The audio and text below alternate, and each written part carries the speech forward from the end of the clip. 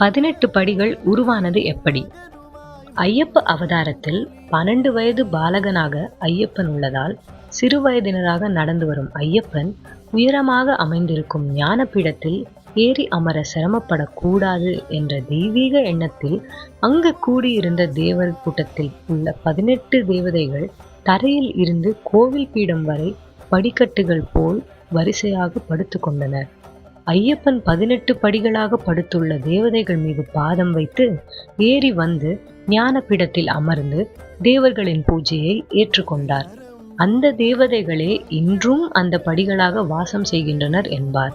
இப்படி எண்ணிக்கை முறையில் பதிக்கப்பட்ட 18 படிகளானது மகாவிஷ்ணுவின் மறு அவதாரமான பரசுராமரின் கரங்களால் பூஜிக்கப்பட்டு தெய்வாம்சம் பெறப்பெற்று இன்றும் இந்த 18 படிகளும் தங்கமாக ஜொலித்து கம்பீரமாக காட்சியளிக்கின்றன.